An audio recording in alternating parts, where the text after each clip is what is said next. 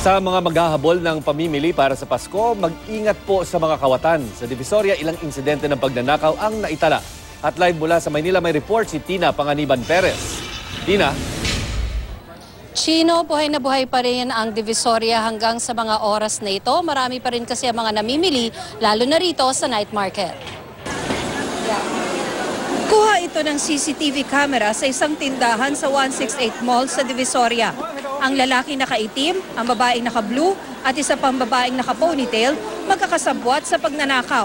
Palingalinga ang tatlo, nagsesenyasan, nagbubulungan.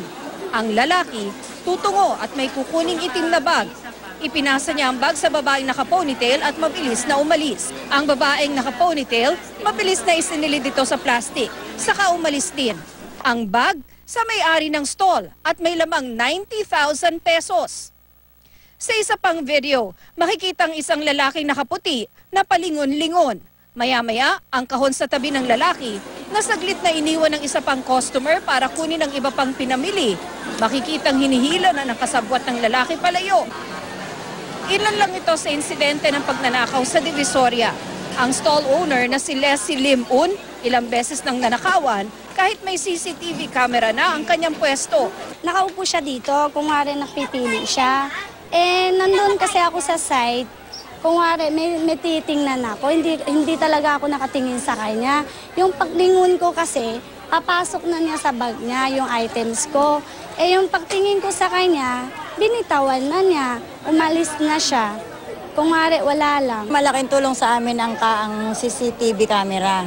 Doon namin talaga nakikita lahat yung bawat galaw ng lumalapit sa tindahan namin. Kahit nagbebenta sila, yung mga mata nila alerto sa bawat mamimili namin na lumalapit sa tindahan namin. Si Mila Lambio, namimili pa rin sa Divisoria kahit 2 beses nang nabiktima ng mga snatcher.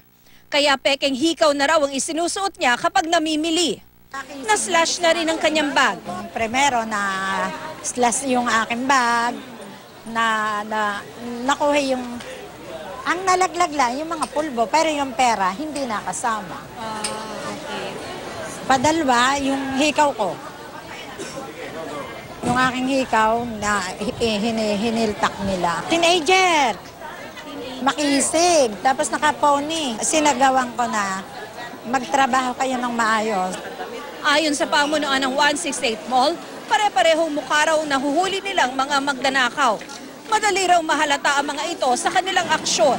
Malikot ang mata, palingon-lingon, at pag may napili ng target, ay binubuntutan ito.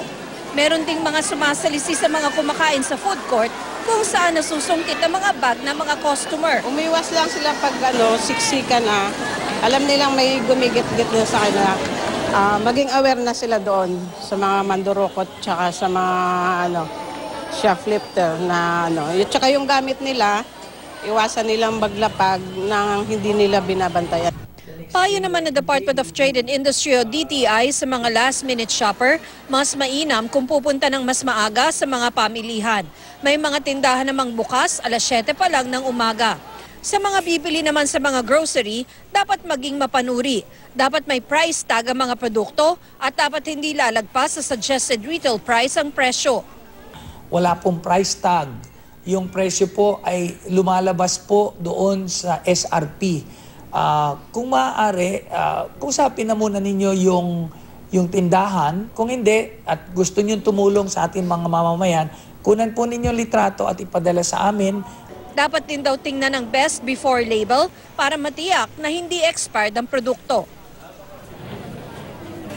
Umaabot ng hanggang 2 a.m. o 3 a.m. itong night market dito sa Divisoria. Patuloy namin paalala sa lahat, laging maging alerto, laging mag-ingat para hindi maging biktima sa mga kawatan. Chino? Tina, nakikita natin na napakaraming tao pa rin dyan sa Divisoria. Meron bang police visibility na napapansin dyan sa lugar? Sa kabila ng napakaraming tao, may help desk ba, PNP o ibang mga volunteer groups dyan para makatulong sa mga mamimili sakali silang kailanganin ng assistance o tulong? Well, meron namang mga tauhan itong mall na nakakalat, kagaya ng mga gwardya at mga administration staff na pwedeng lapitan ng mga mamimili sakaling magkaroon sila ng kahit anumang problema, Chino. At kamusta naman ang lagay siguro ng trapiko dyan sa paligid ng Divisoria? No? Alam natin, medyo Christmas rush talaga ngayon. At kung ikaw ba ay may sasakyan o nagdadrive ng sariling kotse, advisable pa ba na magdala ng sasakyan papunta dyan sa Divisoria, Tina? Kung balak mong mamili ng marami, Chino, I think pwede kang magdala ng sasakyan para hindi ka na mahirapang magbitbit kapag ikay magko-commute. Ang problema, kailangan mo lang talaga ng konting pasensya, lalo na kung dadaan ka sa Recto Avenue dito sa may Divisoria.